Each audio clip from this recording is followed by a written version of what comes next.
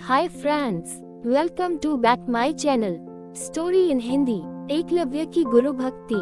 आचार्य द्रोण राजकुमारों को धनुर्विद्या की विधिवत शिक्षा प्रदान करने लगे। उन राजकुमारों में अर्जुन के अत्यंत प्रतिभावान तथा गुरु भक्त होने के कारण वे द्रोणाचार्य के प्रिय शिष्य थे। द्रोणाचार्य का अपने पुत्र अश्वत्थामा पर भी विशेष अनुराग था, इसलिए धनुर्विद्या में वे भी सभी राजकुमारों में अग्रणी थे, किंतु अर्जुन अश्वत्थामा से भी अधिक प्रतिभावान थे। एक रात्रि को गुरु के आश्रम में जब सभी शिष्य भोजन कर रहे थे, तभी अकस्मात हवा के झोंके से दीपक बुझ गया। अर्जुन ने देखा अंधकार हो जाने पर भी भोजन की कौर को हाथ मुंह तक ले जाता है। इस घटना से उन्हें यह समझ में आया कि निशाना लगाने के लिए प्रकाश से अधिक अभ्यास की आवश्यकता है, और वे रात्रि के अंधकार में निशाना लगाने का अभ्यास करना आरंभ कर दिया। गुरु द्रोण उनके इस प्रकार के अभ्यास से अत्यंत प्रसन्न हुए। उन्होंने अर्जुन को धनुर्विद्या के साथ ही साथ गदा, तोमर, तलवार आदि शस्त्रों के प्रयोग में निपुण कर दिया। उन्हीं दिनों हिरण्य धनु नामक निषाद का पुत्र एकलव्य भी धनुर्विद्या सीखने के उद्देश्य से द्रोणाचार्य के आश्रम में आया, किंतु निम्न वर्ण का होने के कारण द्रोणाचार्य ने उसे अपना शिष्य बनाना स्वीकार नहीं किया। निराश होकर एकलव्य वन में चला गया। उसने द्रोणाचार्य की एक मूर्ति बनाई और उस मूर्ति को गुरु मानकर धनुर्विद्या का अभ्यास करने लगा। एकाग्रचित्त से साधना करते हुए अल्पकाल में ही वह धनुर्विद्या में अत्यंत निपुण हो गया। एक दिन सारे राजकुमार गुरु द्रोण के साथ आखिर के लिए उसी वन में गए जहां पर एकलव्य आश्रम बनाकर धनुर्विद्या का अभ्यास कर रहा था। राजकुमारों का कुत्ता भटक कर एकलव्य के आश्रम में जा पहुंचा। एकलव्य को देखकर वह भौंकने लगा। इससे क्रोधित होकर एकलव्य ने उस कुत्ते अपना बाण चला कर उसके मुंह को बाणों से भर दिया। एकलव्य ने इस कौशल से बाण चलाए थे कि कुत्ते को किसी प्रकार की चोट नहीं लगी, किंतु बाणों से बिंध जाने के कारण उसका भौंकना बंद हो गया। कुत्ते के लौटने पर जब अर्जुन ने धनुर्विद्या के उस कौशल को देखा तो वे द्रोणाचार्य से बोले, हे गुरुदेव, इस कुत्ते के मुंह में जिस कौशल से बाण चलाए गए हैं उससे तो प्रतीत होता है कि यहाँ पर कोई मुझसे भी बड़ा धनुर्धर रहता है। अपने सभी शिष्यों को लेकर द्रोणाचार्य एकलव्य के पास पहुँचे और पूछे, हे वत्स, क्या ये बाण तुम्ही ने चलाए हैं? एकलव्य के स्वीकार करने पर उन्होंने पुनः प्रश्न किया, तुम्हें धनुर्विद्या की शिक्षा देने वाले कौन हैं? एकलव्य ने उत्तर दिया, गुरुदेव, मैंने तो आपको ही गुरु स्वीकार करके धनुर्विद्या सीखी है। इतना कहकर उसने द्रोणाचार्य की उनकी मूर्ति के समक्ष ले जाकर खड़ा कर दिया। द्रोणाचार्य नहीं चाहते थे कि कोई अर्जुन से बड़ा धनुर्धारी बन पाए। वे एकलव्य से बोले, यदि मैं तुम्हारा गुरु हूँ तो तुम्हें मुझको गुरु दक्षिणा देनी होगी। एकलव्य बोला, गुरुदेव, गुरु दक्षिणा के रूप में आप जो भी मांगेंगे मैं देने के लिए तैयार हूँ। इस पर द्रोणाचार्य ने एकलव्य से गुरु दक्षिणा के रूप में उसके दाहिने हाथ के अंगूठे की मांग की। एकलव्य ने सहर्ष अपना अंगूठा दे दिया। इस प्रकार एकलव्य अपने हाथ से धनुष चलाने में असमर्थ हो गया तो अपने पैरों से धनुष चलाने का अभ्यास करना आरंभ कर दिया। रामायण युद्ध में हनुमान। रामायण के सुंदरकांड में हनुमान जी के साहस और देवाधीन कर्म का वर्णन किया गया है। हनुमान जी की भेंट राम जी से उनके वनवास के समय तब हुई जब राम जी अपने भ्राता लक्ष्मण के साथ अपनी पत्नी सीता की खोज कर रहे थे। सीता माता को लंकापति रावण छल से हरण करके ले गया था। सीता जी को खोजते हुए दोनों भ्राता ऋषिमुख पर्वत के समीप पहुंच गए, जहां सुग्रीव अपने अनुयायियों के साथ अपने ज्येष्ठ भ्राता बाली से छिपकर रहते थे। वानर राज बाली ने अपने छोटे भ्राता सुग्रीव को एक गंभीर मिथ्याबोध के चलते अपने साम्राज्य से बाहर निकाल दिया था, और वो किसी भी तरह से सुग्रीव के तर्क को सुनने के लिए तैयार नहीं था। साथ ही बाली ने सुग्रीव की पत्नी को भी अपने पास बलपूर्वक रखा हुआ था। राम और लक्ष्मण को आता देख सुग्रीव ने हनुमान को उनका परिचय जानने के लिए भेजा। हनुमान एक ब्राह्मण के वेश में उनके समीप गए। हनुमान के मुख से प्रथम शब्द सुनते ही श्री राम ने लक्ष्मण से कहा कि कोई भी बिना वेद पुराण को जाने ऐसा नहीं बोल सकता जैसा इस ब्राह्मण ने बोला। राम जी को उस ब्राह्मण के मुख, नेत्र, माथा, भौं या अन्य किसी भी शारीरिक संरचना से कुछ भी मिथ्या प्रतीत नहीं हुआ। राम जी ने लक्ष्मण से कहा कि इस ब्राह्मण के मंत्र मुग्ध उच्चारण को सुनके तो शत्रु भी अस्त्र त्याग देगा। उन्होंने ब्राह्मण की ओर प्रशंसा करते हुए कहा कि वो नरेश राजा निसंकोच ही सफल होगा जिसके पास ऐसा गुप्तचर होगा। श्री राम के मुख से इन सब बातों को सुनकर हनुमान जी ने अपना वास्तविक रूप धारण किया और श्री राम के चरणों में नतमस्तक हो गए। श्री राम ने उन्हें उठाकर अपने हृदय से लगा लिया। उसी दिन एक भक्त और भगवान का हनुमान और प्रभु राम के रूप में अटूट और अनश्वर मिलन हुआ। तत्पश्चात हनुमान ने श्री राम और सुग्रीव की मित्रता करवाई। इसके पश्चात ही श्री राम ने बाली को मारकर सुग्रीव को उनका सम्मान और गौरव वापस दिलाया और लंका युद्ध में सुग्रीव ने अपनी वानर सेना के साथ श्री राम का सहयोग दिया। सीता माता की खोज में वानरों का एक दल दक्षिण तट पे पहुंच गया, मगर इतने विशाल सागर को लांघने का साहस किसी में भी नहीं था। स्वयं हनुमान भी बहुत चिंतित थे कि कैसे इस समस्या का समाधान निकाला जाए। उसी समय जामवंत और बाकी अन्य वानरों ने हनुमान को उनकी अद्भुत शक्तियों का स्मरण कराया। अपनी शक्तियों का स्मरण होते ही हनुमान ने अपना रूप विस्तार किया और पवन वेग से सागर को उड़ के पार करने लगे। रास्ते में उन्हें एक पर्वत मिला और उसने हनुमान से कहा कि उनके पिता का उसके ऊपर ऋण है। साथ ही उस पर्वत ने हनुमान से थोड़ा विश्राम करने का भी आग्रह किया, मगर हनुमान ने किंचित मात्र भी समय व्यर्थ न करते हुए पर्वतराज को धन्यवाद किया और आगे बढ़ चले। आगे चलकर उन्हें एक राक्षसी मिली जिसने कि उन्हें अपने मुख में घुसने की चुनौती दी। परिणाम स्वरूप हनुमान ने उस राक्षसी की चुनौती को स्वीकार किया और बड़ी ही चतुराई से अति लघु रूप धारण करके राक्षसी के मुख में प्रवेश करके बाहर आ गए। अंत में उस राक्षसी ने संकोच पूर्वक ये स्वीकार किया कि वो उनकी बुद्धिमत्ता की परीक्षा ले रही थी।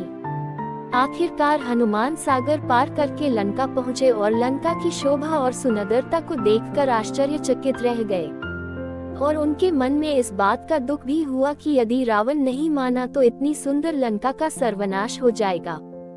तत्पश्चात हनुमान ने अशोक वाटिका में सीता जी को देखा और उनको अपना परिचय बताया। साथ ही उन्होंने माता सीता को सांत्वना दी और साथ ही वापस प्रभु श्री राम के पास साथ चलने का आग्रह भी किया, मगर माता सीता ने ये कहकर अस्वीकार कर दिया कि ऐसा होने पर श्री राम के पुरुषार्थ को ठेस पहुंचेगी। हनुमान ने माता सीता को प्रभु श्री राम के संदेश का ऐसे वर्णन किया जैसे कोई महान ज्ञानी लोगों को ईश्वर की महानता के बारे में बताता है। माता सीता से मिलने के पश्चात हनुमान प्रतिशोध लेने के लिए लंका को तहस नहस करने लगे। उनको बंदी बनाने के लिए रावण पुत्र मेघनाद इंद्रजीत ने ब्रह्मास्त्र का प्रयोग किया। ब्रह्मा जी का सम्मान करते हुए हनुमान ने स्वयं को ब्रह्मास्त्र के बंधन में बंधने दिया।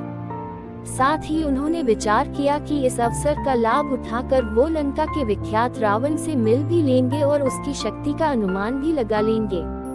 इन्हीं सब बातों को सोचकर हनुमान ने स्वयं को रावण के समक्ष बंदी बनकर उपस्थित होने दिया। जब उन्हें रावण के समक्ष लाया गया तो उन्होंने रावण को प्रभु श्री राम का चेतावनी भरा संदेश सुनाया और साथ ही ये भी कहा कि यदि रावण माता सीता को आदर पूर्वक प्रभु श्री राम को लौटा देगा तो प्रभु उसे क्षमा कर देंगे। क्रोध में आकर रावण ने हनुमान को मृत्युदंड देने का आदेश दिया, मगर रावण के छोटे भाई विभीषण ने ये कहकर बीच बचाव किया कि एक दूत को मारना आचार संहिता के विपरीत है। ये सुनकर रावण ने हनुमान की पूंछ में आग लगाने का आदेश दिया।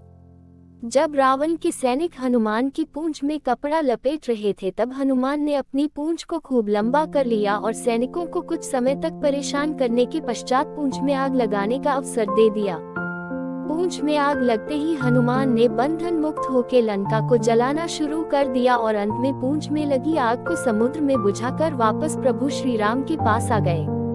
लंका युद्ध में जब लक्ष्मण मूर्छित हो गए थे तब हनुमान जी को ही द्रोणागिरी पर्वत पर से संजीवनी बूटी लाने भेजा गया, मगर वो बूटी को भली भांति पहचान नहीं पाए और पुनः अपने पराक्रम का परिचय देते हुए वो पूरा द्रोणागिरी पर्वत ही रणभूमि में उठा लाए और परिणाम स्वरूप लक्ष्मण के प्राण की रक्षा की।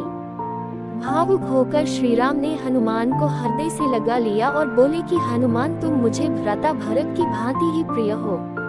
हनुमान का पंचमुखी अवतार भी रामायण युद्ध की ही एक घटना है। अहिरावण जो कि काले जादू का ज्ञाता था, उसने राम और लक्ष्मण का सोते समय हरण कर लिया और उन्हें विमोहित करके पाताल लोक में ले गया। उनकी खोज में हनुमान भी पाताल लोक पहुंच गए। पाताल लोक के मुख्य द्वार एक युवा प्राणी मकर ध्वज पहरा देता था, जिसका आधा शरीर मछली का और आधा शरीर वानर का था। मकर ध्वज के जन्म की कथा भी बहुत रोचक है। यद्यपि हनुमान ब्रह्मचारी थे, मगर मकर ध्वज उनका ही पुत्र था। लंका दहन के पश्चात जब हनुमान पूंछ में लगी आग को बुझाने समुद्र में गए तो उनके पसीने की बूंद समुद्र में गिर गई। उस बूंद को एक मछली ने पी लिया और वो गर्भवती हो गई। इस बात का पता तब चला जब उस मछली को हिरावन की रसोई में लाया गया। मछली के पेट में से जीवित बचे उस विचित्र प्राणी को निकाला गया। अहिरवन ने उसे पालकर बड़ा किया और उसे पातालपुरी के द्वार का रक्षक बना दिया। हनुमान इन सभी बातों से अनभिज्ञ थे। यद्यपि मकरध्वज को पता था कि हनुमान उसके पिता हैं, मगर वो उन्हें पहचान नहीं पाया क्योंकि उसने पहले कभी उन्हें देखा नहीं था। जब हनुमान ने अपना परिचय दिया तो वो जान गया कि ये मेरे पिता हैं, मगर फिर भी उसने हनुमान के साथ युद्ध करने का निश्चय किया क्योंकि पातालपुरी के द्वार की रक्षा करना उसका प्रथम कर्तव्य था। हनुमान ने बड़ी आसानी से उसे अपने अधीन कर लिया और पातालपुरी के मुख्य द्वार पर बांध दिया। पातालपुरी में प्रवेश करने के पश्चात हनुमान ने पता लगा लिया कि अहिरावण का वध करने के लिए उन्हें 5 दीपकों को एक साथ बुझाना पड़ेगा। अतः उन्होंने पंचमुखी अवतार श्री वराह, श्री नरसिम्हा, श्री गरुण, श्री हयग्रीव और स्वयं धारण किया और एक साथ में 5 दीपकों को बुझाकर अहिरावण का अंत किया। अहिरावण का वध होने के पश्चात हनुमान ने प्रभु श्री राम के आदेशानुसार मकरध्वज को पातालपुरी का नरेश बना दिया। युद्ध समाप्त होने के साथ ही श्री राम का 14 वर्ष का वनवास भी समाप्त हो चला था। तभी श्री राम को स्मरण हुआ कि यदि वो वनवास समाप्त होने के साथ ही अयोध्या नहीं पहुँचे तो भरत अपने प्राण त्याग देंगे। साथ ही उनको इस बात का भी आभास हुआ कि उन्हें वहां वापस जाने में अंतिम दिन से थोड़ा विलंब हो जाएगा। इस बात को सोचकर श्री राम चिंतित थे, मगर हनुमान ने अयोध्या जाकर श्री राम के आने की जानकारी दी और भरत के प्राण बचाकर श्री राम को चिंता मुक्त किया। अयोध्या में राज्याभिषेक होने के बाद प्रभु श्री राम ने उन सभी को सम्मानित करने का निर्णय लिया जिन्होंने लंका युद्ध में रावण को पराजित करने में उनकी सहायता की थी।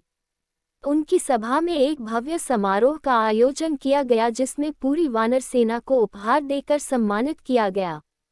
हनुमान को भी उपहार लेने के लिए बुलाया गया। हनुमान मंच पर गए, मगर उन्हें उपहार की कोई जिज्ञासा नहीं थी।